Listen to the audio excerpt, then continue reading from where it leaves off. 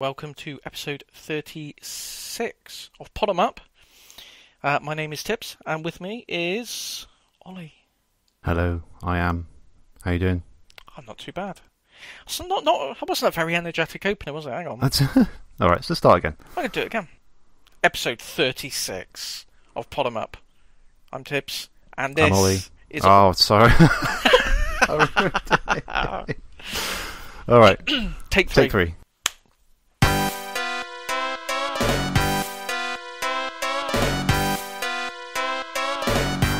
This month, we're talking about a Game Boy Advance game from an iconic series, The Legend of Zelda, the Minish Cap, plus Streets of Rage 4 DLC, the Amiga Mini, Worms, and we got count 'em, three incoming indies too. All that and more in episode 36 of Pod 'em Up.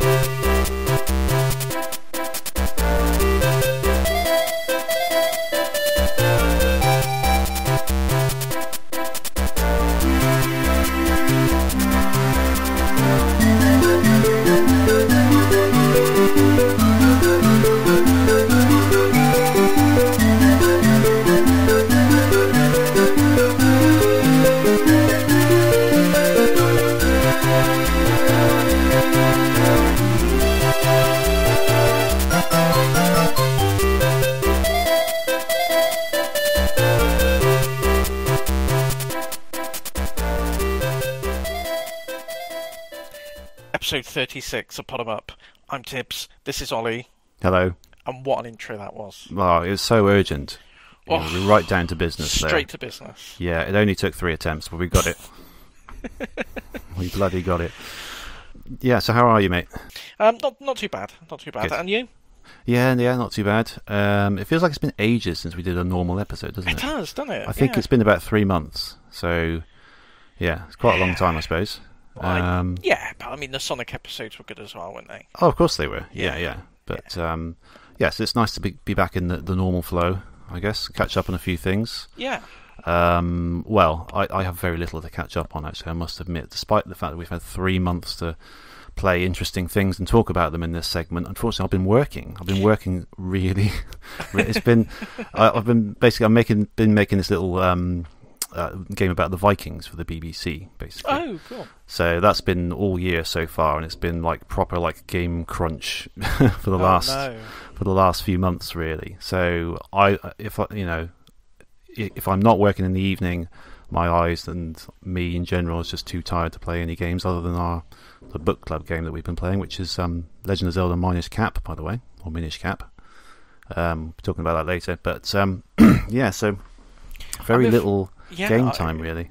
Kind of the same, not in so much as, it's been busy, but just, a variety of real life things cropping up and interfering with things.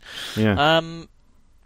Our game of the month. I looked on that website, the one where it tells you how long it takes to complete a game. Mm-hmm. They reckon you could do it in about 6.5 hours.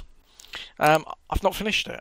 Oh, so no, it was. Well, I don't think it's 6.5. It can't be 6.5. I think it must be about 16 or 20 or something like that. Oh, I think that was with no side quests, I think. Oh, right. Okay. Well, yeah. I think you probably could if you knew exactly what you're doing and you knew where to go and everything like that. If you're amazing at it, you played it about a million times before. Oh, good. Well, that makes me feel a bit better then. Because I was thinking, if you're supposed to do it in 6 hours and I haven't even been able to complete it, this is ridiculous. But oh, no. There's nowhere. I mean, I've put about 16 hours into it and I haven't finished it. I've got about 4/5 of the way through, I would say.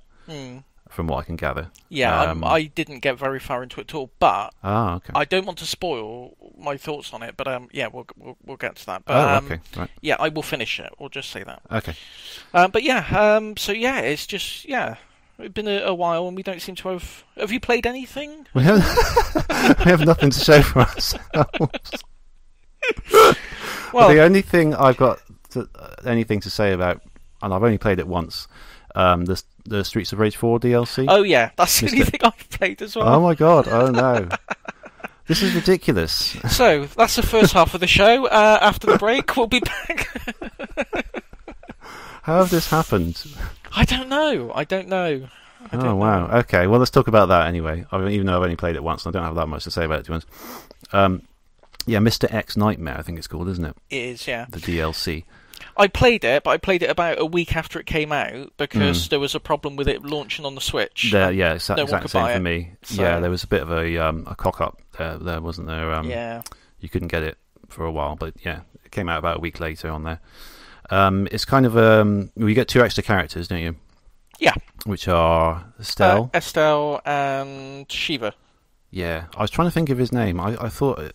Is it Shiva, or I couldn't? I was confusing him with another character. But I used to think he was a girl back in the day in Streets of Rage 2 when I was a kid. Did you? Yeah, just because he's got long hair, you know. Oh yeah. I just thought he was just a big muscly girl. Big muscly girl. Anyway, yeah, you get those 2 characters, which is cool. Do you get any other characters with it, or is it just those 2? No, you get Max as well. You get Max. Oh, that's cool. Yeah. Okay, and it's like a survival mode, isn't it? The Mr. X Nightmare. Yeah. Which is cool. I was kind of expecting a little kind of mini, maybe 3 or 4 level sort of separate story thing. Did you know it was going to be a survival? Or... I thought, yeah, I knew it was just a survival. The survival thing was the main event. I knew there wasn't going to be any extra. See, I was a little bit disappointed just because I'd set my hopes up a little bit higher than what it set out to achieve, I think. Yeah. But it's quite good. They're throwing there's lots of new environments and weapons, and there might even be some new enemies in there. I'm not sure. I don't know if there's new enemies. There's definitely new moves. You can unlock new moves for not all the characters, but all the main characters. The Streets of 4. The Streets of 4 characters. But not only some of the retro characters that you unlock as part of the main campaign. Only some of those have unlockable moves. Not all of them do. So yeah, there's quite a few unlockables to work through. Okay. Yeah, I haven't played it, extensively. But what I did play, I enjoyed. It's quite a nice. The survival mode is pretty nice. You basically just run through a series of arenas. Each one gets a little bit more difficult. The enemies get a bit tougher. And at the end, a little portal appears, and you can choose a randomly selected power-up. So you can get 10% increase on your defense, or you could get... it will take away your ability to heal, but you'll get 8% of the damage you do to enemies back each time. And there's all kinds of random things like that just mix up the gameplay a bit. There's like a helper character as well, isn't it? You get one of the enemies. He's in blue, and he helps you. Yeah, the helper characters are really good actually. Cause the most useful one by far, I think. Yeah, especially you can level them up as well. So if you choose 3, if you get the option for 3 of the helper characters in a row, you can get it basically up to Mr. What are they called? Mr. Y. The oh right, the one, the twins, the main bad guy from the Y twins. Yeah. The Y twins, yeah. So you can actually upgrade the character, so you actually get one of the final bosses as your helper character. Oh, that's really cool. I didn't know about that. Yeah, it's really nice. Okay. I haven't got very far on it. I think that the highest level I got to was I think it was level 23 or 24. Okay, yeah, I think I did about 16 or so. Yeah, and that wasn't playing solo. That was with some random person online. So okay. I can only take credit for half of that. Really, we've split between us. Yeah. But yeah, it's entertaining enough. And I'm glad they're releasing it as a physical edition as well, which is Oh, are they? Oh, I didn't know that. Oh, yeah, it's coming out with all the DLC, a special Mr. X Nightmare edition in physical form, so that's going to be good. That's good, because I think they did some general tweaks to the gameplay as well, didn't they? Yeah, they did some balancing of the characters and stuff like that, but... Okay. I've played a couple of other demos, but I'll tell you what, I'm going to save them for the incoming indie section. I've got 2 incoming indies to talk about, so I'm going to make up for it a bit with that in a minute. But yeah, I can't really think of anything else to say. No, we're letting people down this month. We are letting people down. We're really going to have to next month we're going to have to really try and pack in some stuff for the first section of the show. Yeah. Well, I've got hopefully one more week left on this project, and I'm done. I'm going to take a little bit of a holiday, so hopefully I'll be able to get a bit of gaming in them to talk about. News. Gaming news-wise, there's a new version of the PS5 that's popped up in the wild. Oh, already? Yeah. Oh, I didn't see this. Yeah, there's been a new hardware revision, and it seems to, like, usually you would expect hardware, as they revise the hardware, they make it run a little bit cooler, they tweak it, make it run a little bit more efficiently, a bit better. Seems to be the complete opposite on this one. Apparently it runs between 9 and 15 degrees hotter than the other version. The heatsink is smaller, and it uses more power. Okay. So, I'm not... Right, why? I mean... I presume to save money, but I thought they'd sold enough now. I mean, they haven't sold enough to real people. They're all sat in scalpers' garages somewhere. But I thought they'd sold enough to be, that they were making a profit on each unit sold now. They weren't selling at a loss anymore. So I don't know why the need to redesign it to run worse. But I don't know. Okay. Oh right. Kind of makes me less excited to find one now. Yeah. Because I think. Well, and that also, I mean, those scalpers, they're going to. They've already bought the original version. They're going to be making even more money from the. Oh those no! ones. Don't say that. Oh, that reminds me. Have you been following this controversy about the video game reselling and auctions and rare collecting? Like this grading system that's emerged and things like that. Yeah, I do have that in my notes as a thing to talk about actually. That is it. The 1.6 million for sealed Mario 64. Is that part of the of the thing? That's it. Yeah. Yeah. I mean, what a shocking. Stupid. I mean, who's bought that? Who the hell thinks that a sealed version of any game is worth 1.6 million pounds or dollars or whatever? Well, here's the thing though. Have you seen or heard of the? I think it's the YouTuber Carl Jobst. No. I think that's his name off the top of my head. He does lots of speedrunning content. Okay. So he's done a very in-depth investigative report video piece on what he thinks is actually going on with the whole, why would anyone pay 1.2 million? And, I would recommend watching his video and getting the details, because I don't want to say anything that could be construed as slanderous or anything in the murky legalities of things. But he puts forward a very convincing case that there's a degree of dishonesty behind, these extreme prices, and there's certain people involved in behind the scenes of these grading the games, auctioning the games and stuff, that have a history of doing similar things with other collectible items. Oh, I see. So they're moving in and on retro gaming to do the same thing. He puts forward a very convincing argument that might be what's happening here. Yeah. He suggests that it's people manipulating the market to create a bubble, to sort of capitalise on it as much as they can before the bubble bursts and everyone loses their shirt on it. But it's a really interesting watch. So I'll link it on our Twitter page and put it in the show notes, and then give it a watch. Yeah, I will. Yeah, I mean, it's such a shame, isn't it? Because we all just want to enjoy the hobby, don't we? We all just want to pick up games for a reasonable price, sealed or otherwise. And it's just like this whole trend of, grading and, the sheer price of some games is just it's depressing, isn't it? It really is. It really is. And in his in the video I mentioned, they feature a guy who he shows off his great big room full of, pristine mint condition sealed games in their little plastic boxes that they lock them in. And he quite openly says he had no interest in games whatsoever. It's just it's just an investment. It's just to make money. Oh, shocking. It's so depressing. It is.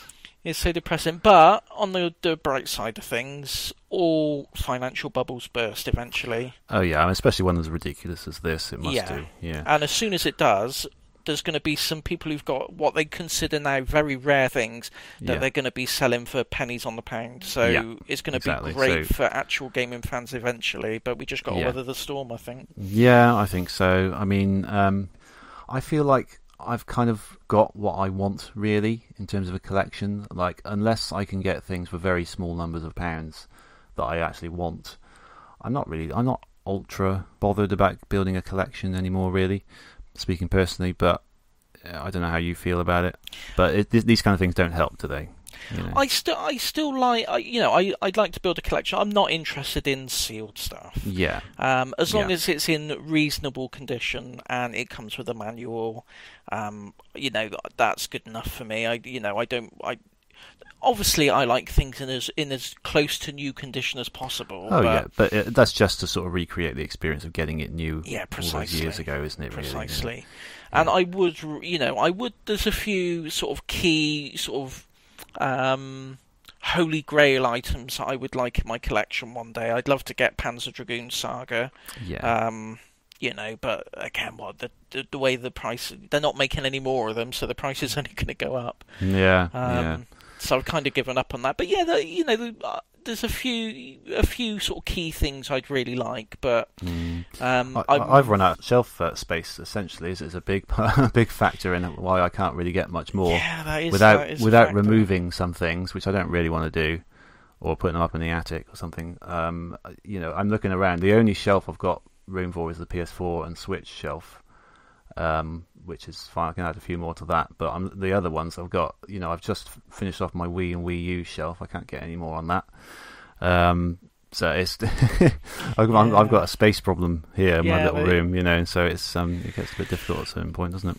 It does, yeah. I think any of the old-fashioned of us who like physical media in whatever we collect, whether it's CDs or vinyl or anything. I guess that's just one of the factors of collecting, isn't there, really? Yeah. You gotta have how big is your house? Space, yeah. Yeah. Oh, that reminds me, when you say how big is your house, mine is, well, it's not even a house, but it's a flat, but it's not big. No. And this was driven home to me by when I actually got my hands on Mario Kart Home Circuit. Oh, right. Oh, cool. Okay. Yeah. Not really much room to make any exciting tracks in this place. Oh, yeah. It's going to be a case of, another go around the Mario Oval circuit. That's about it. I forgot about that game. How is it? How does it enhance the experience? It's really good. Is it? Yeah, it's really good, actually. I think the problem I have, the criticism I would have with it, it uses Wi-Fi to communicate between the car and Switch. Mm-hmm. I've got really good Wi-Fi coverage throughout the flat, so I thought I had before it even arrived. I thought, okay, I'm going to build a big track through the bedroom, round the kitchen, back in here. Yeah. It doesn't work like that. It connects directly to the Switch, so it's only line of sight to the Switch. So basically, the minute it gets towards the door of the front room, it starts flickering and breaking up, and So you have to follow it if you're holding the Switch in portable mode. You have to follow it. Yeah. Right. Yeah. Okay. Yeah, you'd have to follow it, but I didn't want to follow it. I just wanted to sit on the sofa and watch it through the telly. What's the point in buying a remote control car if I have to go into the room with it? Exactly. You don't want to follow it around. It's not remote control, then, is it? I might as well just have it on a string. Yeah, precisely. But yeah, it's really good. What's it called? Augmented reality. Yeah. It works really well. So it puts AI cars over it, does it? Is that how yeah. You got all really cool. the couplings in all their little the clown car and all the the things that they drive. Yeah. And it's got the item boxes. It'll superimpose them on the track, and you pick them up just as normal. You can fire off all your shells and weapons and everything.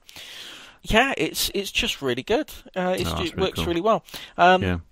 when you look at it, when you're sort of sat there and you watch the kart going around, if you're looking at the kart in real life, it doesn't look like it goes very fast. It looks a little bit sluggish.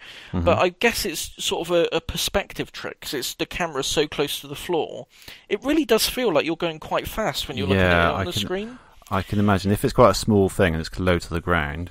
Yeah, I can see the difference in speed. Yeah. Yeah, it's really good. I think it's one of these things. I think it'd be really great for kids. It's a sort of thing. Yeah.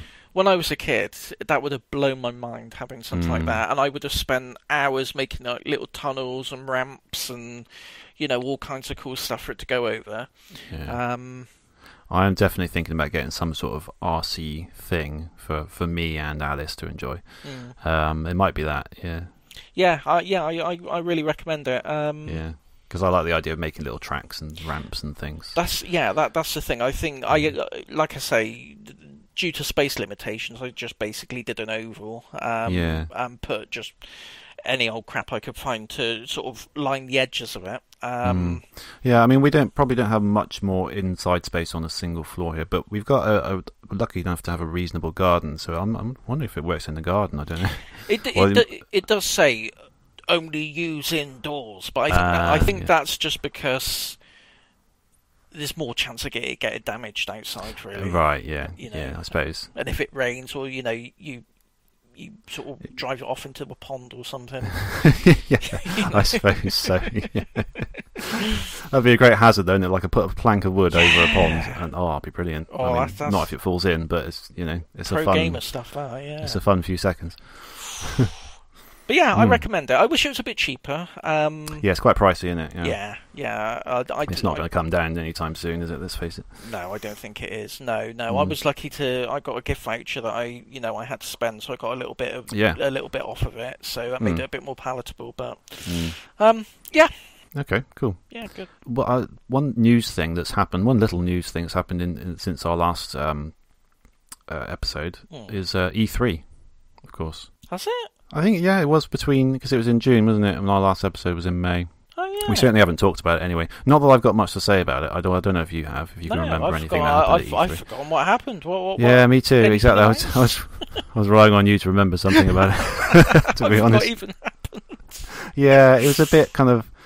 I don't know. I find a lot of E3s these days just sort of pass by without, especially the kind of games I'm into. I'll keep an eye on Nintendo, and I might have a couple of things in there, but everything else kind of goes past really without me really noticing it. I don't know about you. I think Nintendo changed the game up a bit when they started doing the Nintendo Directs. Yeah. That shifted everything away from having these big centralized events every year. Yes. And I think obviously, the coronavirus and everything has just accelerated that even further. It's just made big conventions even more irrelevant. They used to go out on the stage, didn't they? With all the fanfare and that, and it's just kind of it's lost a bit of that along the way, isn't it? Really, it has. Yeah, I mean, and also the fact that they do the Nintendo Directs like 3 or 4 a year, don't they? Spread out, so it makes the E3 one a bit less of a big deal, doesn't it? Yeah, and to be honest, I don't think I've forgiven Xbox for that Xbox One reveal. The original one that I sat and watched, all excited, really excited about what Xbox One was going to be. And it was just TV. It was just TV, wasn't it? That's TV right, and sports. Yeah. Couldn't care less. Your favourite things, yeah. Oh, yeah, I love sport. Yeah, no, so I honestly, I'd forgotten E3 had even happened. And Sony don't even take part in it anymore, is that right? No, they don't. They do a separate thing. Yeah, Sony they can't even be bothered to turn up now, yeah. But even then, Sony are just as bad sometimes. What was that? I can't remember what year it was, where they announced, I think it was when they were announcing Ghost of Tsushima, and it was just a bloke playing a flute. There wasn't even any... It wasn't even any gameplay. It was a bloke playing a flute with a video of a field behind him. It's like, well, oh, right. Okay. Great. I didn't see that one, yeah. No, so, E3, well, there must have been something announced. I'm just going to have a quick look. E3 there's Metroid Dread. It's not quite cool. Yeah. It's the new 2D Metroid. Got a bit more on the Breath of the Wild sequel, which is just a little bit of game footage, really, but it looks nice. That's all I can remember, really. Oh yeah, they did that. I'm not a big fan of the Tom Clancy games, but they did a new Tom Clancy game where it's full of like zombies or something in that. I don't know. It's remember. Like zombie creatures and. Okay. Like I say, I'm not familiar with Tom Clancy. Seems like something they might do. Yep. Yeah. I'll go with that. I'm not really sure. Tom Clancy was an author known for his zombie books. No, I don't think so. I thought he was more of a political espionage type guy. But I don't know. I mean, maybe like the two merged together, you know. Yeah. Two sides of the same coin. It'll work out. Sea of Thieves. I thought that was already out. Psychonauts 2. That's out. Oh yes, that's supposed to be quite good, isn't it? Yeah, that's come out now. Yeah. It's come out. That's the thing. Halo Infinite. That's the thing. That's Halo. Yeah. Slime Rancher 2. Apparently. That's good. Okay. I quite like Slime Rancher. Right, I never played that. It's okay. It's got little blobs in it. Yeah. Oh, Worms Rumble. Oh, I played a bit of that. It's rubbish. What's is that the real time one? Yeah. Yeah, that kind of takes the strategic element out of Worms, I'd have thought, doesn't it? Yeah, it's rubbish. Yeah. Oh no. No. That's soured E3 for me now. Waste of time. Scrap it. Right, well, that's your up-to-the-minute E3 coverage. About 3 months late and barely anything covered. But, you know. There's a Death Stranding director's cut. Oh, yeah, I did see that, yeah. If you didn't think that game was long enough. I just think the whole premise of Death Stranding, like its development, was just Sony... You know, giving Hideo Kojima a wheelbarrow of money and saying, "Do whatever you like." Yeah. How is there a director's cut? What did he not get to do? What did he cut out? Yeah. What did he think? Oh, I don't know if we can fit this in. You know. Could have done it with a few more fields, I reckon. Yeah. So there we go. Only other thing on my list is an Amiga Mini has popped up, isn't it? Oh yeah. Yeah. Thoughts? It's a good idea, in theory. The Amiga trademark has traditionally been a bit of a minefield to navigate. There's so many people who claim to own the Amiga trademarks and things like that. So I don't know if they've actually managed to wrangle all the legalities behind that, or whether this announcement might be a little bit premature. But okay. Assuming it's all sorted, I reckon it's pretty good. Yeah. Seems to have quite a wide variety of games being promised. Yeah. And because we played an Amiga game at the beginning of the year, didn't we? Yeah, we did. And I struggle with Amiga emulation quite a bit. It seemed very, very complicated. And I managed to download a complete version, but there's not all the games are out there like that, as far as I could see. So I'm quite intrigued by the Amiga and some of the games. So it might be something I could get behind, actually. Yeah, it's definitely as an easy way to play, some of these games that a lot of people really like. Yeah, and there are some really good games on there. As a Worms historian, the world's preeminent Worms historian. I didn't know you were a Worms historian. This is news to me. Yeah. What do you mean new? Oh, yes. I'll send you a link to the various papers I published on the subject. Yeah, your theses. I'd love to read those. It seems to be including Worms the director's cut. Speaking of director's cuts, and it is actually the only version of Worms released to include the sheep on a rope weapon.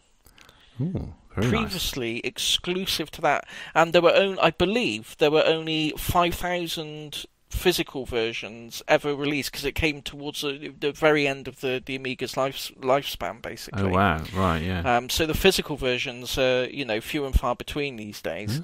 Okay. So it would be really good for that game to actually get a bit of, be released to a wider audience. Yeah, excellent. Yeah. You also don't get much these days about the original Worms, do you? Like their original look and everything. They changed it at Worms 2 and they never sort of went back. What's your favourite design of Worms?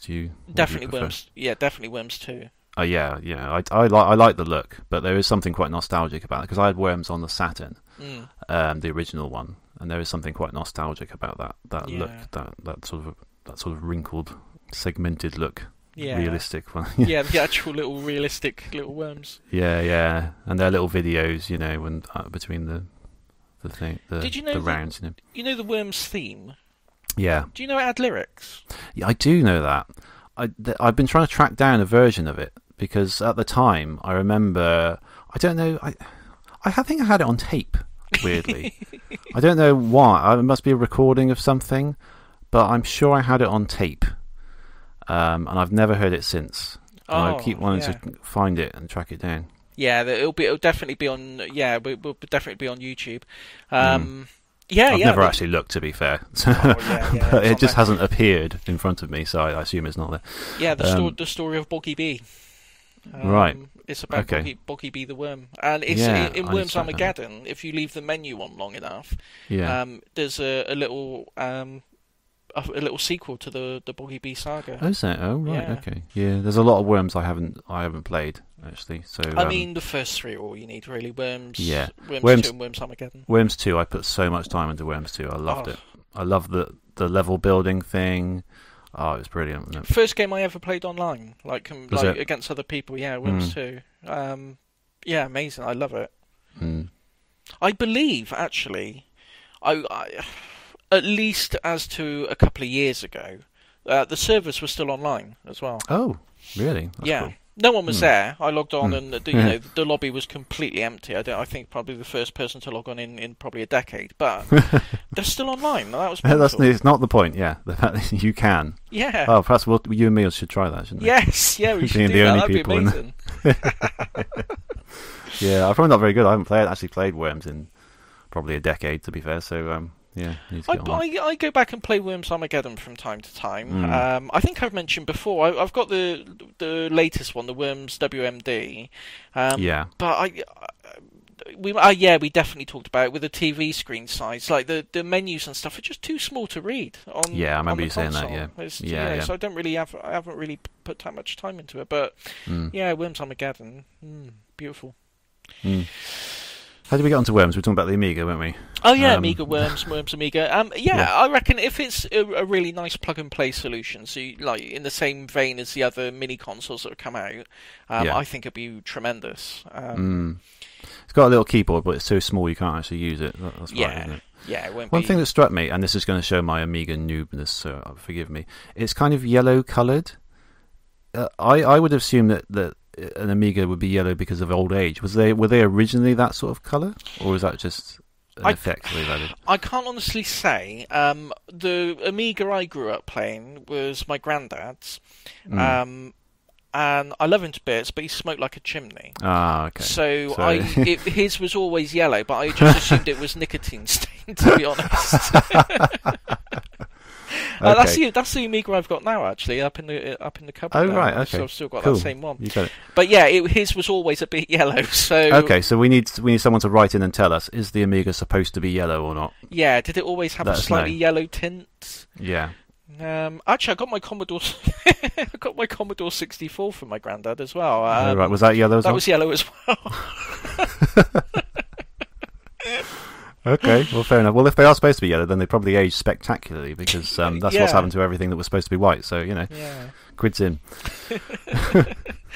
But yeah, I think it's great. I think there's a lot of Amiga purists, I think, who really like the original hardware and the original. Of course, they like to tweak it, and it's a very customizable system. So it's not going to appeal to really hardcore Amiga fans, I think.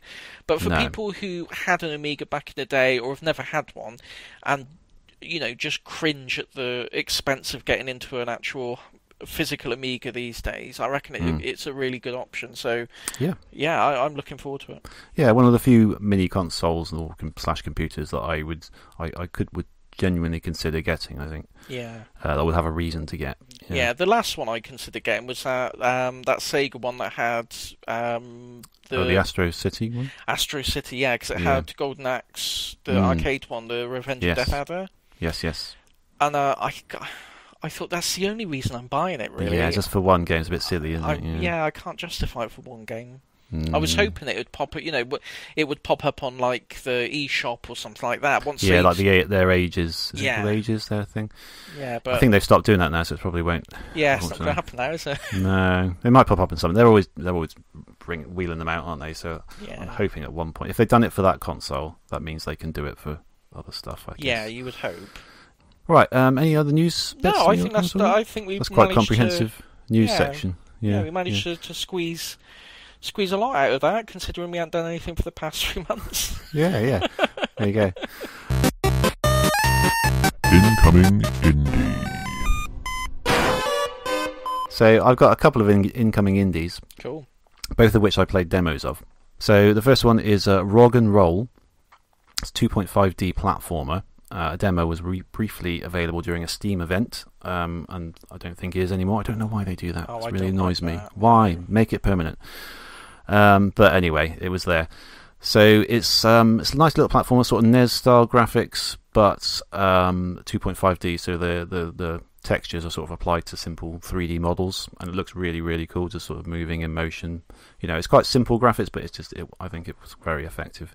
You kind of play as a little, what would normally be like a sort of a lowly Goomba type platforming enemy. I think he sort of goes against and defies the bad guy, so he walks through levels that he should be like wandering around being an enemy in, which is quite a nice idea. Yeah, that's a neat idea, Yeah, sort of very simple little character design, but I think it works really well. Great platforming, great music. You can follow him on Twitter. He's at Clayzulah, CLAYZULAH, and it's on Steam and mobile. Coming to anyway. No release date planned as yet. So just a little one-man band sort of thing. You can check it out. It's called Rog and Roll. And the other one, this is a really interesting one. This is called Burning Rangers Tribute. It's kind of a fan-made remake of Burning Rangers, Sonic Team's Saturn game about firefighting. And that was just recently released at the Sonic Amateur Games Expo. You can't call it Burning Rangers Tribute. Why? Well, Sega will slap it down, wouldn't they? Like they did with Streets of Rage Remake. Well, this is the thing. If they were smart, they'd come in and say, hey, you know that Burning Rangers game you're making? Let's publish it for you. They don't have to do any work. He's already doing it. They could both make money out of it. They could, yeah. I mean, if they were smart, but I don't know. Anyway, the interesting thing is it actually uses the original game, either a rip of it, or you can even put the disc in, which I tried and it does work. You can put the disc in your PC. It'll get the files off of it. I don't know what files it actually uses, because they're all like, sort of remodeled, high-res, very smooth-looking things, but obviously it gets some data from that. A bit like Sonic 3 Air, I suppose. Yeah. And it turns the game into like this, a really, really nice, lovely lighting effects and everything. Just feels, I mean, I haven't played much of the original game, or it was quite a while ago I played it, but it feels, from what I remember of it, feels very authentic, It's really cool, really nice project. Yeah, that's really good. Yeah, and I thought the fact that it could read the original disc as well. Yeah, I was going to say, that's really interesting. I wonder what it's doing there. I wonder if it's like just reading like the wireframe polygon models and then like applying its own textures over it or something could be, like that. yeah. I don't know. Yeah. I mean, they're still quite basic models, but yeah, the textures all look, much nicer. That's really interesting, actually. Yeah. It's by a guy called Andreas Scholl, and he is at Andreas Scholl 09 on Twitter, and there is a link, but I will put it in the show notes because it's quite long. Do you have to have the disc to play it? Or can you... No, you can use a rip of it as well. So if you can find a rip from somewhere, but if you assuming you don't have a rip and you don't have a disc, will it not run then? Does it rely on that? No, you can't play it. You have to have one of those things. Ah, that's good. That might avoid any... Possibly that is one good. of the things they do. Yeah, that might be a workaround for it, actually. And maybe the only reason they're doing it, I don't know. But yeah, I mean, you'll be able to find a rip of it, and to be honest, I wouldn't feel too guilty about it because they've not re-released this game. There's no way of paying Sega money to get the game, so go for it as far as I'm concerned. And it's bloody expensive as well. I was going to say, the prices, especially given what we talked about earlier, get it any way you can, I'd say. That's right. It's the game I have in my collection that's probably worth the most money now, I would say. Yeah. And I don't have many others. So I think I bought it for about 25 quid in about 2005 or something. Oh, wow. So, yeah, that's good. Yeah. Yeah, it's the only one like that I've got, really. Okay. Incoming indies. I've got one. Oh, have you? Cool. Yeah, I'm all ears. Happens, does it? No, not very often. No. Are you aware? Have we talked? I don't know if we talked about this before. Have you heard of the Marble Olympics? No. Okay, so the Marble Olympics. So they had to change the name because the Olympics came along and said, "Listen, you can't call them that." So now I think it's called Marble League now. Right, so it's this channel on YouTube, Jelly's Marble Runs, and it's marbles and they compete in various sports. So they've got like 100-meter races, balance beams. They do all these things, and the marbles. They got all the different teams. You got the O-Rangers, who are little orange marbles, the Midnight Wisps, the Raspberry Racers, all these different teams. The Crazy Cat's Eyes, and they all compete in the Marble League. And it's actual. No one. It's not like an animated thing. It's not all set up. The marbles actually all compete, and don't know who's going to win the event. Oh, this sounds amazing. Yeah, it's really good, and they've got a guy who gives proper, really po-faced commentary on it as well, like it was a proper sports event. It's crazy, and I think it was last year, because it's been going a few years now. Some online betting company actually sponsored them, and you could place actual bets on the outcome of the races and things. Yeah. But they've actually got a game coming out now, where you can take part and play in the marble events yourself. It's on Indiegogo, and it's literally just called Marble League, the game. And it looks really good. They're planning... It's going to come out on PC first of all. Yeah. And they're planning a mobile release in future. But yeah, it's just a really fun-looking game. You just, you choose your marbles. Apparently it's got a manager mode as well, so you can sort of, if you prefer get into the nuts and bolts statistics and find out which marbles are best, you can do that. Or you can actually control your marbles, have a little spin round. It's great. Nice. Yeah, I'm just looking at it now. Yeah, looks pretty good. Yeah, I would give it a go. And if you're listening to this and the idea of marbles with really proper po-faced commentary over the top of it sounds like something that tickles your fancy, I would check out Marble League. It's hilarious. It's good fun. Yeah, I'm just reading some of the things that are in the trailer. It says, ultra-realistic physics, a compelling story mode, design your own marble team, take key managerial decisions as the season unfolds. It's great. I love that it's about those things are about marbles and not like football or something. Yeah, it's great. And on the actual marble events, or the real thing it's based on YouTube, they have like a proper opening ceremony where they come down, they light the Olympic flame, or the little marbles. Right, okay. I thought you were going to say like entrance music, like wrestlers and like pyrotechnics and stuff. That'd be amazing. Like shouting at the crowd and like the crowd. There is proper crowd noise, and they've all got little chants for the teams. Oh right, that's cool. Yeah. When the teams play, you hear little chants from the teams, and it's just daft fun, really. It's just very silly, very entertaining. Yeah, brilliant. All right, cool. To be honest, I don't want to get off topic, but if they had marble wrestling, I would probably find that more entertaining than what currently passes for wrestling. I'd watch it. Yeah, me too. Sounds good. Yeah. I tell you, the marble game that I've had the most fun with is Marble Blast Ultra on the Xbox Live Arcade. Oh, I've never heard of that. Do you remember that? It's one of the very first Xbox Live Arcade games for the 360, and it was great. It's just it's a bit like Monkey Ball, I suppose, but you just roll a marble around, just a platforming course. And yeah, it's just like a platformer basically. But I remember having a lot of fun with that game. Yeah, there aren't enough marble games, are there? No, not really. Marble Madness, obviously. Yeah. I can't remember what it's called. I got a marble game on the Wii where you sort of tilt the, like one of those games where you got like a platform that tilts the holes in it and you got to navigate it around. I got one like that. Mm-hmm. But marbles. It's time for Marble Renaissance, I think. A Marble Renaissance. Yes, a Marble Renaissance. Yeah. Right, we're not going to top that. So let's take a break, and we'll move on to our book club game, which is The Legend of Zelda: The Minish Cap. It's a big one. Yes. We haven't played all of it, but we're going to do our damnedest to talk about it in a minute. So come back. Yes, I've got a little gripe about it as well. Oh, okay, all right. Well, not about the game, but we'll get into it. Okay, yeah. Right, cliffhanger. We'll come back in a minute.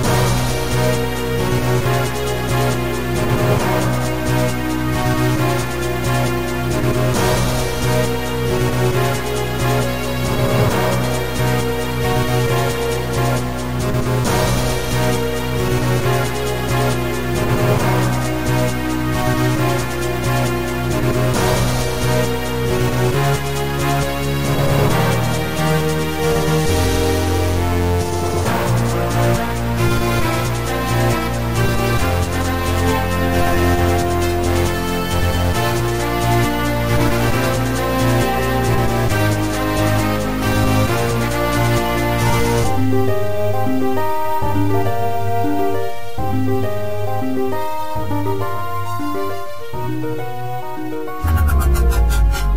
Video Game Book Club.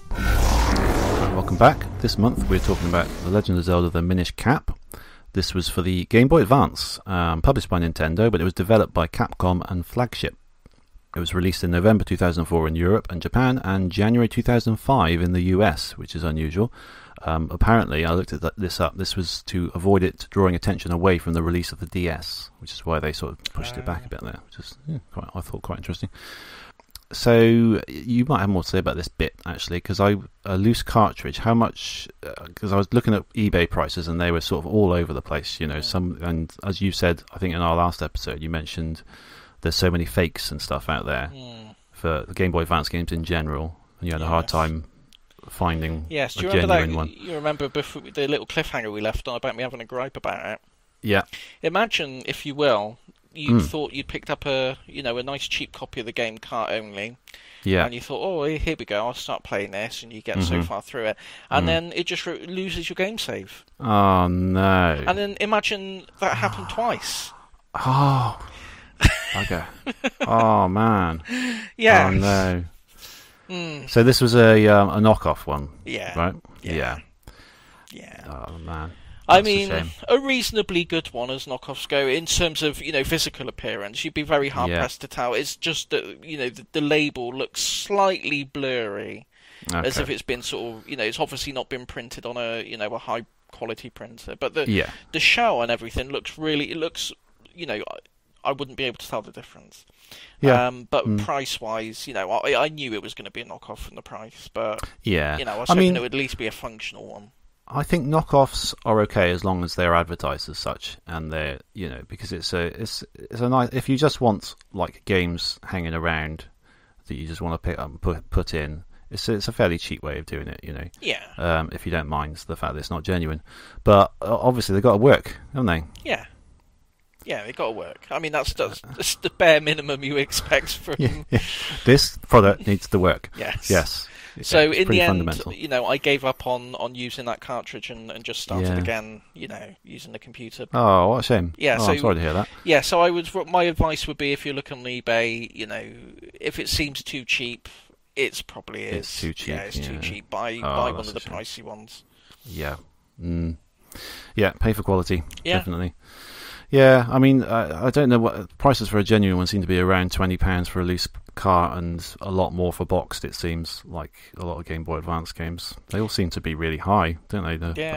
For that system, I don't know why particularly. It is available on the Wii U eShop, I believe. It is, yeah. It was also on the 3DS via the Ambassador program, which I believe was that thing where they gave everyone some free games as a thank you for buying the.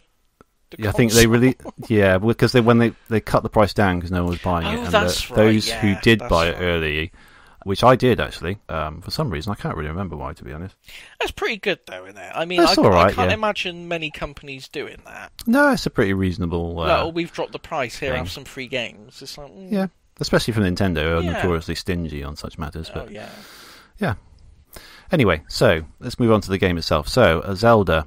This is a 2D one, a top-down entry in the long-running series, featuring the more sort of cartoon-like visuals first established by the Wind Waker.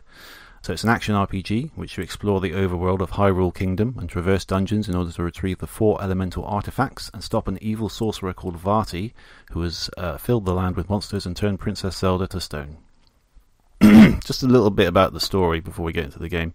So story-wise, Zelda games are kind of all over the place. They don't release them in chronological order in terms of the storylines. I was going to ask about this. Yeah. So they're all out of order when they release them, and I think they kind of just make it up. To be honest, they don't really, because most Zelda games don't connect to each other in any particular way. No, generally. I mean, when they released the original Zelda, I don't think they had a great no, they didn't, plan for how all the stories would intersect. No. So, and technically, it's a different Link and a different Zelda every time. I liken it to Blackadder, in the same way that there's a different series of Blackadder, and it's set in a different time period, and you've got the same characters, but they're technically different people. They're like descendants or whatever. So every Link and every Zelda is a different person, generally speaking. There are some that are the same and can follow on from other games, but generally speaking, they're all different. And it's always it's usually, not in this game actually, but it's usually Ganon trying to come back and take over the world in most of them. It's like he's a force that sort of gets reincarnated into certain things.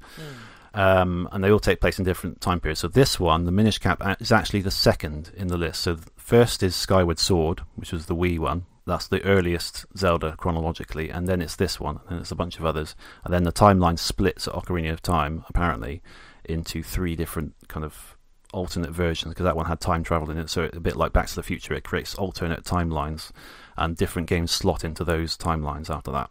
So it's quite interesting. I've got a book, a Hyrule Historia. I'm going to say the Hyrule Historia sort of lays it all out, but I've never picked it up because I've never really played Zelda before. So yeah. It's an interesting one, but as I say, kind of like Final Fantasy as well, the games don't really link to each other. Sometimes they reference certain bits, but sort of as legend, this thing happened 1,000 years ago and it was another game, So, what did you think, just in the brief amount you played? The most striking thing I found was I really, really, really... I can't understate how much I love the visuals of it. Yeah, it's a beautiful game, isn't it? The sprite work is so good, and Link himself is so expressive, and so... Yeah. I just loved it. I really... the thing that stuck with me the most out of it all was, how good it looks and how well the sprites are animated and everything like that. Yeah. Gameplay-wise, it was a bit different than what I was expecting. I think I kind of thought it would be more sort of traditional RPG. It's not really. It's kind of you. On the surface level, it is in terms of you're wandering around, you're talking to people, having conversations, but then you kind of start battling creatures, and there's no turn-based thing. There's no stats or anything like that. There's no leveling up. I say, I've never played Zelda before. I have, I've played, for like 5 minutes on the original Zelda, on, the NES Mini and, the Nintendo Switch online things. Yeah. And it surprised me. It plays very similar to how that played. It's kind of, the combat seems very similar to that. I liked it. I thought it was really good. The combat, I would say, is one of the big difference between the 2D versions and the 3D versions of Zelda. Because I've played a lot more 3D Zelda than I have 2D. This is the only one that I've completed when I first played it. About, when was that? 15 years ago or so, just over. So this is my second time playing through. I've played a bit of A Link to the Past. I played about half of A Link to the Past on the SNES, and a couple of other bits here and there, but generally I've played much more 3D ones, and one of the biggest difference, apart from the obvious kind of visual dimensional thing, is the combat, because in 3D ones it can be a lot more involved, like you can move around the characters, you've got different types of strikes to do. When on 2D top down, there's not much they can do about that, so it's literally just sort of slashing your sword forward, and if the enemy is there, you'll hit him, that kind of thing. So with 3D ones, you get a lot more involvement in there. But as you say, there's still no sort of stats and different weapons usually. Well, until Breath of the Wild, anyway. That's a completely different kettle of fish. But anyway, we'll get onto that. But so the kind of the structure is you'll start out in the town, and the Hyrule town where you are, I thought was lovely. Yeah. Because usually, and this is, again, it differs from other Zelda games, where the town is usually there, but there's not quite as much going on as there is in this game. It's kind of a central hub for the whole game, really. And you've got so many people milling around, and as you play the game more and more, you get different things to do in the town, and they involve in the story, and there's always a lot of hustle and bustle there. So you'll go on a sort of a part of the story, and you'll go to a different area of the map, and then there's a dungeon to go through. And the dungeons are probably my favourite part of the games, because that's where you go, and they're usually just a series of puzzle rooms, but I love how they all interconnect very carefully. You'll see things that you can't interact with at first. Then you fight a sort of a mini boss, usually, not always in this case actually. And then you'll get a new weapon, like a bow and arrow, or the Gust Jar, which is a good one in this game, which allows you to produce wind or suck things up. And suddenly you can take advantage of using all of these things that you saw but you couldn't manipulate. I was going to say, I don't use like them to get to new areas. I think we overuse the term Metroidvania a lot, but it's kind of that element where you see things and you think, oh, what am I supposed to do with that? And then you get something and it all makes sense. And you think, right, okay. Sense. Yeah, I liken dungeons to mini Metroidvanias. In fact, I played these before I played a Metroidvania, and I played Metroid Prime, and I thought this is like one massive Zelda dungeon. Yeah, the two are very similar. Yeah, definitely. Yeah, so I love that's what I love most about Zelda, really. In other games, they kind of because usually when you've got a weapon, you'll find later use for it later in the game as well. Like you'll constantly be asked to suck things up with that thing again to reveal something or pull something down. But in another game, there's the one in Twilight Princess where you're on like a big sort of you get this spinning top that you can ride on, and it kind of goes in there's little grooves going around these walls, and you kind of slide along them, and that's how you get up there. Cool, yeah. I'm pretty sure you don't use that for the whole rest of the game. There's just that one dungeon. So sometimes it feels a bit like underused, but generally speaking, the weapons get added to your arsenal. You go through the menu, you change which weapon you're using with the B and A buttons, and you set the one you want to use. And yeah, I just love that system. I think it works really well. The one thing, this is a very shallow criticism on my part. The enemies are too cute. They are quite cute, aren't they? Yeah. I don't like beating them up. I had the same thing with, I think it was Secret of Mana, where like the first enemies you encounter, these really cute bouncing yellow rabbits. I don't want to beat it up. Like the first boss is just this big in Zelda. He's just like a big green blob man. They're I think they're called the Chews. Yeah. The Chews, yeah. Well, these, as I say, the style comes a lot from Wind Waker, which I've just started replaying actually with my daughter because I figured it's a good time to introduce her to it, and that's a lovely game. Definitely one to play next if you're looking for another Zelda. But this style kind of comes from there, and they're all quite cute. It's a very different kind of look. The Choo-Choos, I think they came from Wind Waker originally, design-wise. So yeah, I see what you mean. Yeah. Yeah, I just feel a bit bad beating them up. Make them all ugly. Make them all, Well, yeah, you got to dislike them, really, haven't you? Although, having said that, some of the Mario enemies are quite cute, aren't they? Yeah. The little Goombas. You can't really hate a Goomba, can you? No, but I think all the Mario ones, they're secretly all friends afterwards, I reckon. I think so. They just go down the pub, don't they? Afterwards? Yeah. Afterwards, they're just like, that was a tough day today, wasn't it? It's like, that's a bad one, that. Yeah, you really hurt my head when you jumped on it, Mario. Be careful in the future. Yeah, exactly. So the big most Zeldas have a big gimmick, and this one's is the ability to shrink, which I thought was played out really well in this game. Yeah. So you find a hat, a talking hat, which is your Link's hat. This is the second game we've done this year that features a sentient piece of. Well, I don't know if the point was clothing, but a sentient thing that you attach to yourself. Item. Yeah. Yes, that's right. Yeah, this one's much less Cartman-like than the point, and much less pervy to women as well. It's just a duck, basically, isn't he? Yeah, sort of. He's there's a little race of tiny people called the Picori in this game. They sort of busily work away behind the scenes with no one. The adults can't see them. That's right, isn't it? Only the children can see them. Yeah. And Link is a child, so he can see them. But so he finds this hat, puts it on, discovers he gives him the ability to shrink. So there's this whole little world down there that you shrink down to. And when you shrink, you're either the view of the game either stays the same, and you get tiny little Link wandering around with little speech bubbles to highlight where he is. But in that state, you often can't go past steps and high things that you'd normally be able to step over, and tall grass and things like that. But you can get through little tiny gaps. And then other times it shrinks down to Link's level. So, and this is where your comment about the sprite work comes in. You get these lovely massive leaves and flowers and things around you that you don't normally see in games because they're not that scaled up. And there's some lovely work in there, isn't there? Oh, it's incredible. Yeah, it's yeah. I mean, yeah, I can't talk well. It just really impressed me. It's kind of, it kind of makes me miss. It really makes me miss sprite work in modern games. I wish. Oh yeah. I kind of wish that kind of sprite work could come back, because I know a lot of games try to do the retro look, but there's something about. I don't know. I think it's when artists work according to the limitations of the hardware that they're on. They just find ways to really. I don't know, really bring out the best in the hardware when you put it in the right hands. I think that's exactly what they've done here. It's just so good. Well, the attention to detail as well. I mean, it really uses all the colours at the disposal of the Game Boy Advance, doesn't it? Yeah.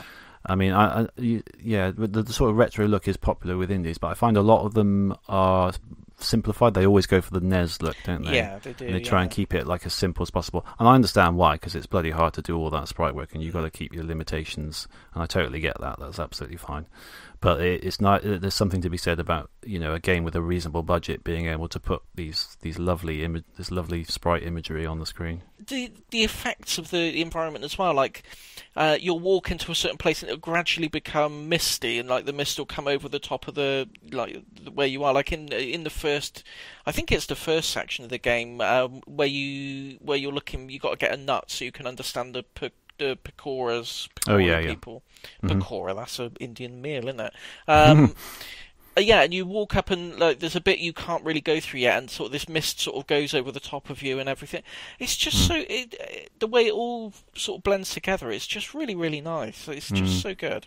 Similarly, when you're out in the open, you get shadows of the clouds moving over. You can't even see the clouds because it's top down, but you see them float over and they cast the shadows and things. It's lovely work. Yeah, the GBA is a really nice little machine when it's done properly, isn't it? Oh, lovely! Yeah, it's got a great look to it, really, isn't it? And this was quite a late game as well. I think it's 2004, 2005.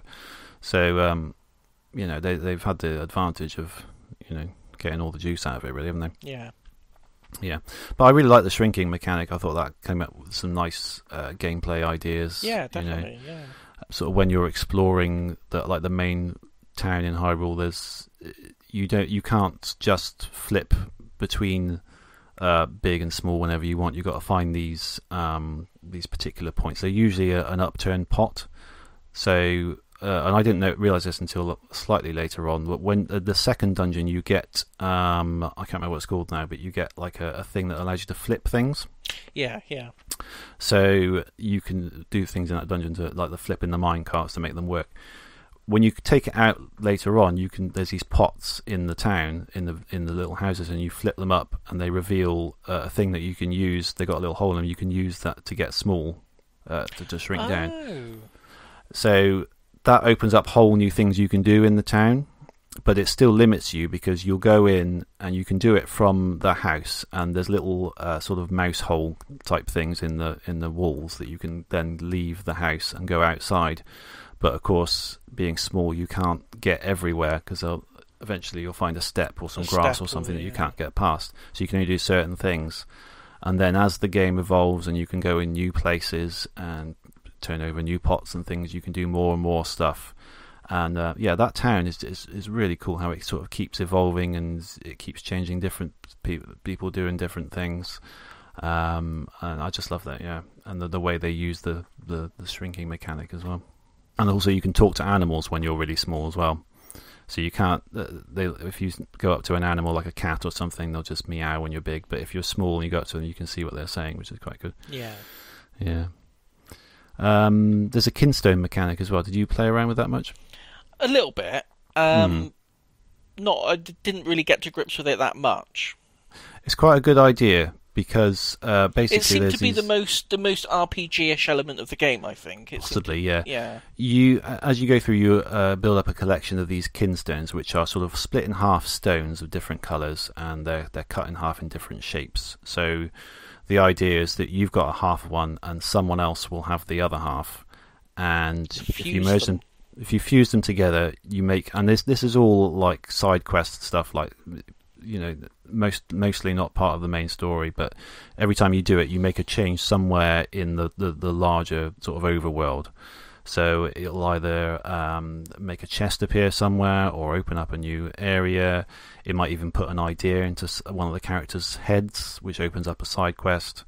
All sorts of little changes like that. And the more you find, the more you can unlock, and as you then walk through the overworld on your way to the next dungeon or whatever, you'll find something that wasn't there before.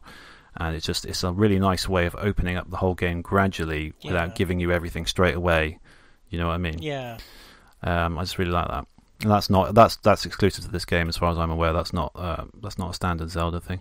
I was going to say, in terms of other Zelda games, are they? Obviously, the 3D ones are going to be different, but I mean, mechanically, are they sort of different? Is it a fresh start every game, or are the mechanics that sort of carry over? Or no, they're all very similar. So the structure, apart from Breath of the Wild, is very very much the same.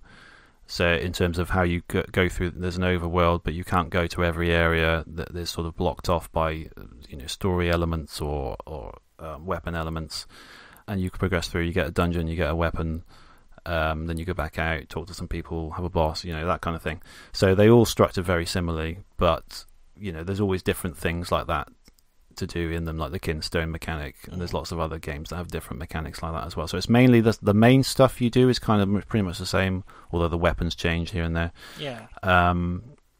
But it's often the extra stuff that is different. Yeah. Yeah. So the main beats seem to be the same, but there's sort of subtle differences in the key mechanics of like customization and combat and stuff throughout, maybe. Yeah, cool. Yeah, they do vary enough to make it interesting, and they're always set in different worlds. Like Wind Waker is set on the sea, obviously, so you have a sailboat and you sail to the different islands rather than walk there, and that brings its own sort of mechanics and really nice stuff about it. Skyward Sword is all sort of aerial, so you're on a bird and you're flying around to the different floating islands and things, and you can go down to the world below.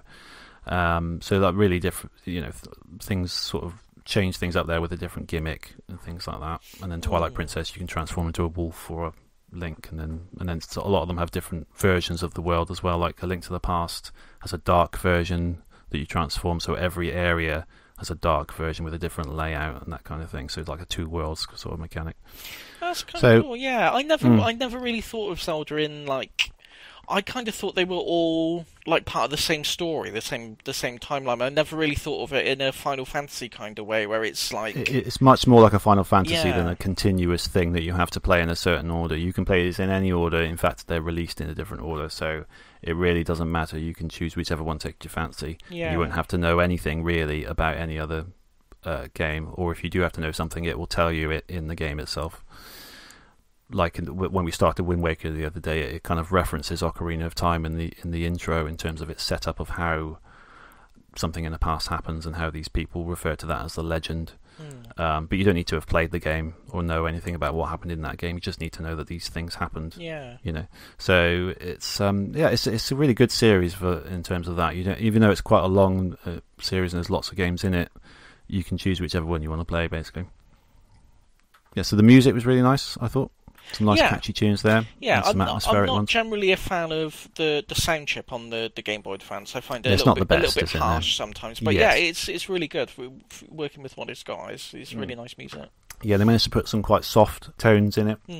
Whereas some things can be quite hard, can't they, in other games? Yeah. The Game Boy Advance tends to sound a bit shrill most of the time, I think. But it's quite difficult to work with as sound-wise, as I hear. It's quite limited.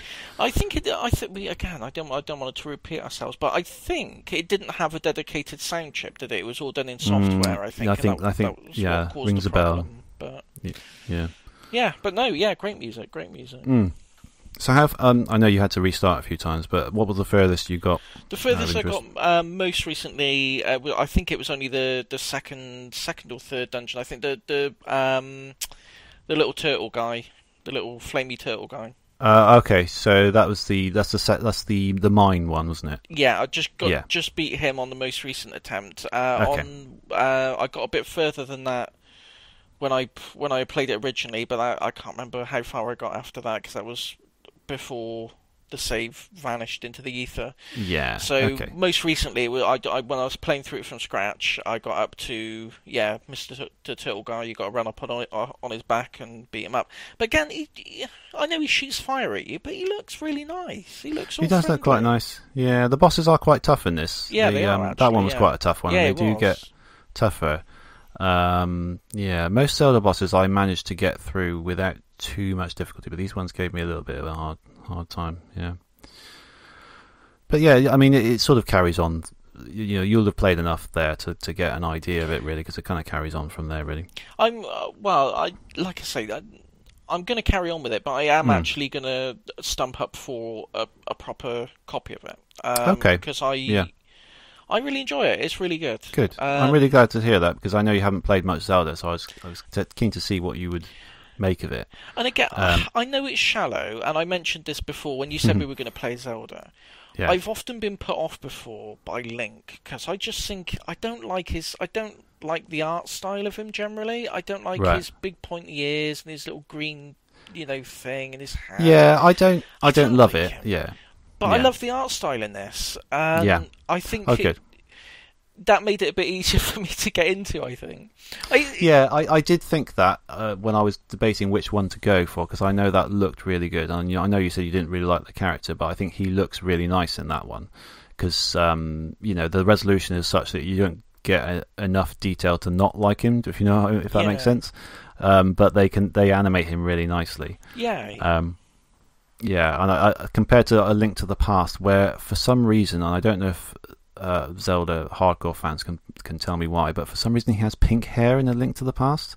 I've never... Yeah, I'm pretty sure, if you look at the sprite, he's got pink hair, and I just don't understand why. It doesn't make sense. Because when you look at the artwork, it doesn't have pink hair. Really? I'm pretty sure. Have a look. I'm going to look. I don't know. Maybe I'm imagining That's the one on the Super Nintendo. Super Nintendo, yeah. I'm going to do it as well. A Link to the Past. I've just typed in Link to the Paste. I don't know what that is. Okay, I've just looked up Link hair. Yeah, why is Link's hair pink in A Link to the Past? Oh, yeah. Or purple, or something says. But that's mental. Yeah. I've seen screenshots and people playing that before, and I've never noticed that. It is weird, isn't it? Because I'm looking at a front on one and a side on one, and he's actually got the little sort of sideburn going down, so it really does look like it's not just part of his hat or anything. It does look. It appears to be that's his hair colour. That's crazy. Weird, that's some Mandela effect stuff, that is, man. I don't know. How is that? What are people saying about it? Let's have a quick look. Why is Link's hair? So this is on Reddit. Some teens dye their hair. You can't explain that. Actually, that makes perfect sense. It works like this. In a SNES game, any one tile sprite it can only have 16 colours at a time. Use the same colours, which does not include yellow-brown for Link's hair. Oh, right. So it's although the SNES has loads of colours, it can only use so many in a tile. But no, that can't be it. But there's no other. Hang on, let me have a little look. Because I don't think there's much other pink on his shoes, maybe. But there's yellow in that tile. He's got a yellow belt. Yeah, I guess I'm looking at a screenshot now. He's right next to a yellow chest. The gold sort of colour on the chest. Yeah, well, I think that maybe they mean within the sprite. I don't know. Oh, within the sprite. But even within his sprite, he's got a yellow belt. So put that in the hair. Anyway, we're going off topic. But it's always baffled me, and I've never understood why. Yeah, that's definitely. I don't believe that, because Nintendo, they made the Super Nintendo. They know the hardware better than anyone. They would never concede to having to do that, would they? No.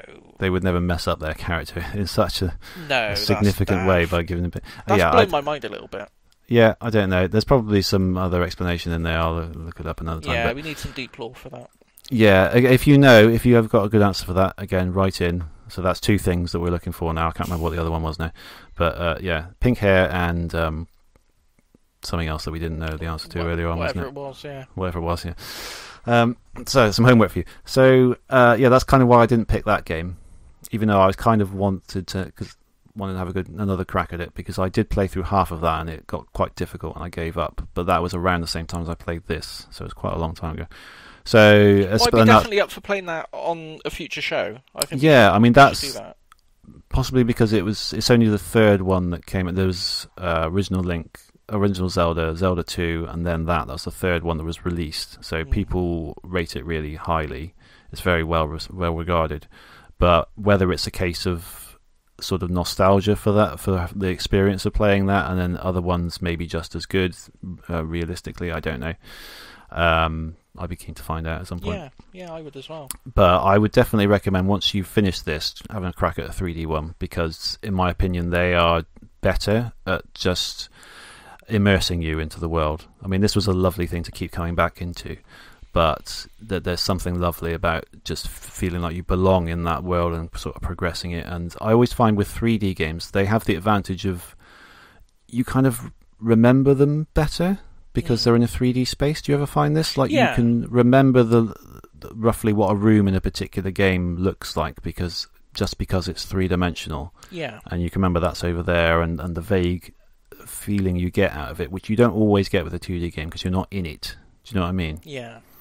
There's something about that with Zelda that works really well and resonates. I remember reading something, and I can't remember where I read it now, and I don't even remember the exact details. So take it with a pinch of salt. Use this as a jumping off point if you want to do your own research on this. Mm-hmm. But apparently, there's a phenomenon where if you've ever had the thing where you walk out of a room to get something, and then you can't remember what it was you went to get in the first place, you're just like, what was I supposed to be getting? Almost every day I do that, yeah. Yeah.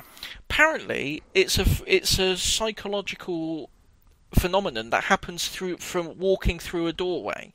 It's something to do with the way our brain sorts memories out and things like that. And the act of walking through a doorway can trigger this sort of reset of your memory, and that's why you forget what you were looking for. That's amazing. But it can happen in 3D environments as well. The same thing happens when people are put into 3D games or virtual realities. So I wonder if there is a link to, maybe the way your brain interprets 3D spaces. Yes. Maybe that's why, what you said, you memorize things, but you remember things more vividly or better in the 3D space. I wonder if it's some kind of psychological thing going on. Yeah, could be. So there you go. Yeah, the other thing I do is I go up, my wife will send me upstairs to get something, and I will, on the way, I will think, while I'm up here, I'll do this other thing. I do that and I come back downstairs completely forgetting the thing that she's asked me to get. Happens all the time, like almost every day. And the other thing is usually something that's just for me as well, like, I'll do that thing in my room and I'll get that thing that I want, and I just forget about what she's asked me to get. It makes me I think it was a Fast show. The guy who always got the wrong thing, his wife would be like, did you get the eggs? Better than that. Yeah. That is me, yeah. Yeah. Anyway, I'm trying to just have a look through my notes. Unfortunately, I've written really detailed notes that I'm finding difficult now to summarise. To sort of summarise. I always do this, but yeah, I mean, it's a huge game, really. It's I've played it for I think 16 hours, and I'm about I think that's about 4/5 of the way. I think I've got a couple of more dungeons to go. How many dungeons are there in total? I think there's 5 or 6. 5. Yeah, I was going to say I thought it was about 5 or 6. Yeah. Yeah. 3D Zeldas are usually a bit bigger. They've got quite a fair few dungeons in usually, and they're much longer. They're clocking at about 40 hours really, including optional stuff. Generally speaking, this one you could probably do within 20, early 20s maybe. This is another reason why I picked it. It's fairly compact. But yeah, it's really good. I highly recommend anyone, especially if you've never played a Zelda before. I hope we've sort of the way we've approached this game is discussing the series in general as much as this particular game, and sort of encourages you to get into it, because I think a lot of people are put off by them by maybe the length of it and the sort of the RPG nature. Not even RPG, but like perceived RPG nature, I suppose. Because and I think to me, besides my the way the art style didn't generally gel with me, I think it's quite an intimidating series just because there's so many games. Yes, and exactly. It's one of those things where you think, have I left it too late to really sort of get involved? Am I going to have to play like 25 different games or something to get into it? And it's I think it's reassured me that it's not really like that. It's not that case at all. It's just like Final Fantasy. You can jump in anywhere. Yeah, that's a really good way of putting it, I think. Yeah. So there's something about the gameplay that is just so gamey.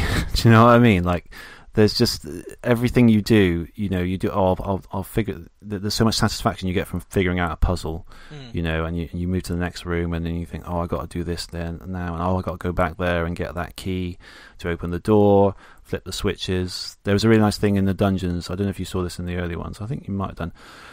Sometimes you go into a room that's above another room, and this room's got a hole in it, and you can see like a basic version of the layout of the other room underneath it, and it's sort of parallaxing with you, things like that. That were sort of really nice, I thought.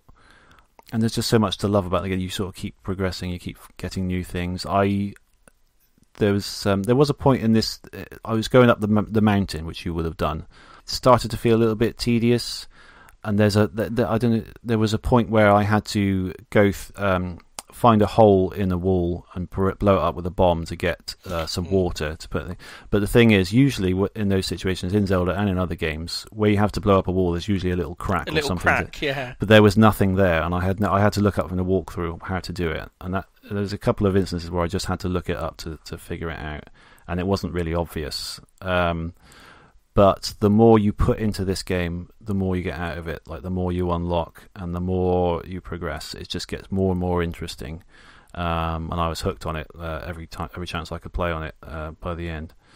So it's just one of those things that you sort of commit to and you get really into, and it charms you really, but with its graphics and everything else. So yeah, I can't speak highly enough of it. It's a great game. Yeah, I would agree. It's a really great game. And speaking as someone who's always kind of avoided Zelda before, I have looked into other Zelda games, since then. Looked at the series more in general. And it looks to me like a series. I feel kind of bad that I've missed out on it. It looks like there's so many little neat ideas sort of scattered throughout the various games in the series. Yeah. I don't know which one it was. I think it's on the 3DS where, like, you'll go 2D and go against the wall, and that's right. Yeah, that's the gimmick with that one. I haven't played. I think I started it briefly just to test out the 3DS emulator, but I got a long list of Zelda games that I want to play, and that's on it. It just looks really, really inventive. It looks like it's one of those series that just has a lot of fun with various concepts. It just uses like the characters and the universe as a framework to try out these new ideas that they've got. It's just that Nintendo creativity in a nutshell, really. It's full of it. And it's not too precious about it either. Like, it will do things like that, and it will tweak the art style to accommodate some sort of slightly more out there ideas and things like that. So it's a series definitely worth getting into if you've never tried it. Don't be intimidated by it. It's really good. Yeah, I'd agree with that, definitely. Yeah, so I'm glad this has got you more open to Zelda now. So yeah, definitely. Well, like I said, I'm currently bidding on I'm not going to tell you how much my bid is in case you go on there and find it for me. Colleagues or not, it's every man for himself on eBay. It is, yeah. So yeah, I'm actually bidding on one now. So I'm going to complete this one. My aim is by the next time we do the next show, I will have completed it, and I will give my final verdict on what I thought of the ending and everything. So I'm really pleased we played it. Yeah, I'm going to finish it off as well. I don't think I'm too far away from the end. Yeah, so we'll have a little chat about that on the next episode, at the beginning of the next episode. Yeah. So you've got the next pick? I do. Well, I've got a proposal for the next pick. A proposal? Go on then. Proposal. So, all ears. It's going to be 3 games. Mm. You sounded like you just choked on your coffee there. Like, no, it was... 3 games? Yeah, sorry about that. No, so what I would like to propose, we don't need to play all 3 games to completion.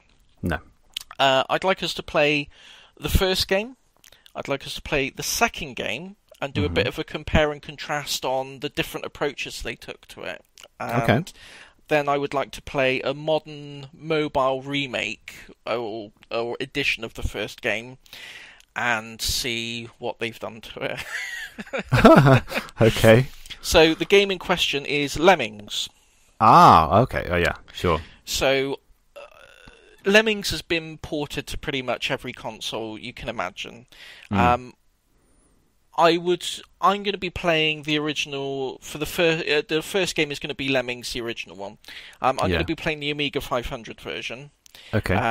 But given the difficulty with emulating it and things like that, I think any of the console versions, any of the 16-bit console versions will work just as fine. The mechanics are the same, the levels are the same. So yeah, I wonder that because often with PC or Amiga games, when they come to consoles, there is a sort of a weird thing, like in say Theme Park or something. It's without that mouse input, it's quite difficult to move it to the cursors, to the D-pad and everything. So yeah, that is true. With the console versions, they did factor that in, and they allow you to pause the game and move the mouse and select things while the game is paused to sort of counteract that lack of mobility that you get with a mouse. Yeah. The only thing, the versions later than that, because obviously this Lemmings came out on the PS3 and PSP and stuff. They're different things. They've got the same name, but they're different games. So we'll stick to the ones from around that era. So whichever one you want to play, the Mega Drive, SNES, Amiga, they're all of those will be good. I might see if I can get the Amiga one if someone's made an executable of the Amiga one, ideally. Because I think I might give I might, if I can do that, I'll do that, and I might give the Mega Drive or SNES one a little try to see what you mean there, how they've adapted to it. Yeah. So yeah, that's going to be the first game. So we'll play a bit of that to get a feel for it, and get our thoughts on the game. Yeah. And then Lemmings 2 will be the next one, because it goes off in it takes a completely different approach to things, really. Oh, does it? Okay. And I would like to sort of compare and contrast the two games and whether we think it did the right thing as a sequel or whether it went a bit overboard. I think we could get an interesting discussion about that. Okay. And then finally, we'll be playing Lemmings on mobile, which is a free-to-play mobile game. Right. Okay. And then we can discuss how modern gaming conventions compare to the classics. Okay, you're not. I have an inkling of what your opinion about that is, just from the way you're saying it. But yeah, so it sounds overwhelming to say, we'll play 3 games, but we don't really have to play them to completion. Just play enough to get a flavour of each one. Oh yeah, I know they're not sort of intense, No. Games. No. They're sort of quite pick up and play, aren't they? They're quite pick up and play. Absolutely fine, yeah. But I think if we do, like I say, the compare and contrast between Lemmings 1 and Lemmings 2, we can avoid the pitfall of that we ran into with our first Amiga game, where we just say there's not much to talk about here. Yeah. Yeah, that's the plan. Okay. So if you're agreeable to that, I think that's what we'll do. Absolutely. No, that's a great idea. It's one of those series I haven't really played very much of. Abby's a big fan, so she might be able to clue me up on it. But yeah, it's I'm down with that. I was going to play these at some point anyway, so it's now is as good a time as any. I will tell you a quick thing. Might as well say it now while it's on my mind. One of the guys who worked on the original Lemmings. I think he does still follow us on Twitter, actually. Oh wow, does he? Yeah, cool. Tim Wright.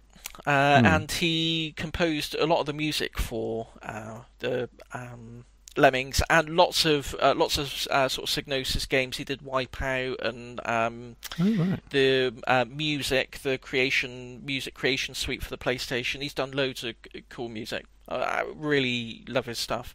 I've invited him onto the show a couple of times, but I assume he's quite busy and but he's followed us on Twitter, so hopefully he's listened to this. Hello. Hello, Tim.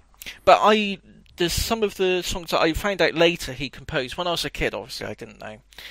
But only my uncle had the Amiga, and I didn't have one, so I only got to play Lemmings when I saw my uncle.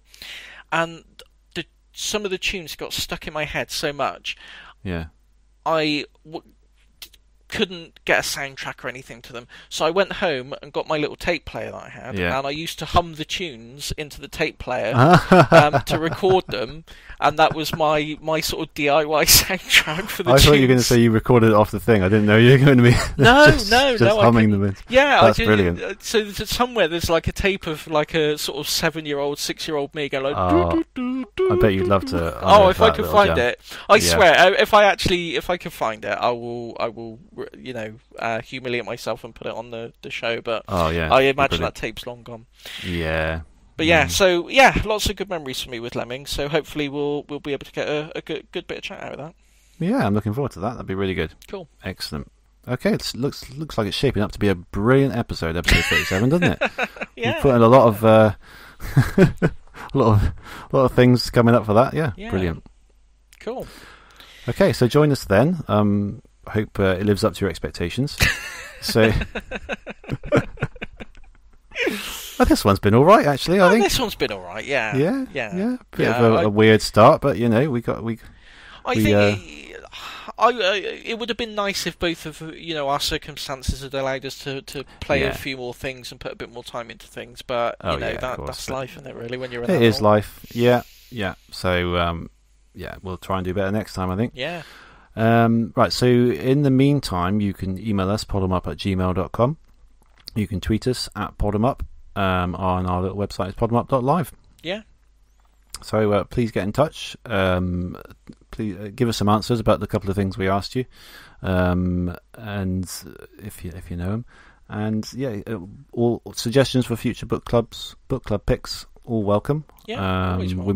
We may not do them, depends what they are if we like them, but suggest away. Book club picks welcome. Not going to do them, but you can not going to do them, but you can tell us about them. Yeah. We'll read them out and we'll point and laugh and just not do them. Yeah. No, we won't. We'll take them into consideration. They'll probably be worth looking into. Yeah. I think that's all things taken care of. I feel like we've forgotten something, but Me too. I don't think we have. So let's. No. Let's a whole segment of the show. Just skipped over. I think we did everything. I think we ticked off all the boxes. Yeah. Yeah. All right. See you next month then. Yeah. Bye-bye. Bye. Bye.